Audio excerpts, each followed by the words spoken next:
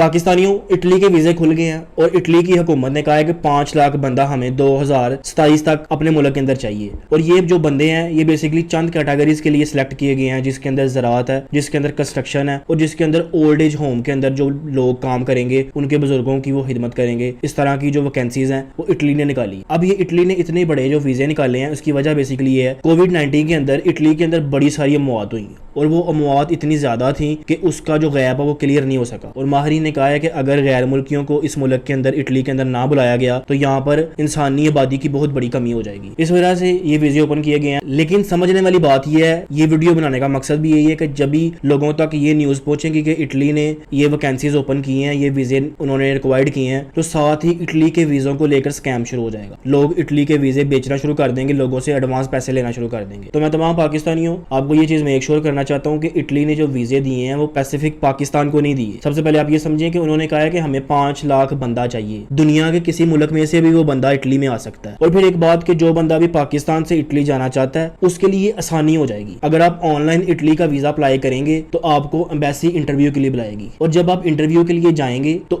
بڑا بہتر ہوگا کہ اگر آپ اٹلی زبان تھوڑی سی سیکھ جائیں, کیونکہ انٹرویو میں وہ آپ کو پریفر کریں گے اگر آپ کو اٹلی زبان آتی ہوگی. جب آپ آن لائن اپلائی کریں گے, انٹرویو دیں گے, تو 100 میں سے 99% چانس ہے کہ آپ کا ویزا ریجیکٹ نہیں ہوگا. اب ایسا نہیں ہے کہ اٹلی نے ویزے بھیجے ہیں اور ان ویزوں کی بیس کے اوپر پاکستانی جائیں گے. آپ میری بات کو سمجھ رہے ہیں, انڈرسٹینڈ کر رہے ہیں. آپ نے اس بات کو مزید سمجھنا ہے تاکہ کوئی بندہ بھی اسکیم کا حصہ نہ بنے کہ پاکستان کے اندر ایک 2 نمبر مافیا ہے. اب وہ یہ ایسا شو کروائے گا کہ اٹلی نے بندے مانگے ہیں, ہمارے پاس کنسٹرکشن کے ویزے ہیں, ہمارے پاس زراعت کے ویزے ہیں, اور وہ ویزے عوام کو سیل کریں گے. ایسا کچھ نہیں ہے. بیسیکلی آپ نے کسی ویزے کے اوپر اٹلی نہیں جانا, آپ نے اوور آل اٹلی کا ویزا اپلائی کرنا ہے. وہ ویزا اسپیسیفک کسی زراعت یا کنسٹرکشن یا کسی بھی اولڈ ایج ہوم سے ریلیٹ نہیں کرتا ہوگا. آپ نے کسی بھی دھوکے کے اندر نہیں آنا. اور پھر اگر آپ چاہتے ہیں کہ اٹلی کا ویزا آپ نے کیسے اپلائی کرنا ہے, آن لائن اس کا کیا پروسیجر ہے, اگر آپ چاہتے ہیں کہ یہ چیز آپ کو پتا چلے تو آپ کمنٹ میں بتائیں تاکہ میں وہ بھی آپ کو ڈیٹیل سے بتا دیتا ہوں کہ کیسے آپ نے اٹلی کا ویزا اپلائی کرنا ہے. آپ نے کسی بھی ایجنٹ کے ہتھے نہیں چڑھنا. ہوتا یہ ہے کہ لوگ ان پڑھ ہیں, لوگوں کو فائل بنانی نہیں آتی. فائل بنانا کوئی مشکل کام نہیں ہے. اگر آپ کسی سے سروسز لیتے بھی ہیں فائل بنانے کے لیے تو وہ ایک محسوس سے چارجز ہونے چاہیے. یہاں پہ 40-50 لاکھ روپیہ فائل بنانے کا لے لیتے ہیں, جو کہ ظلم ہے. اور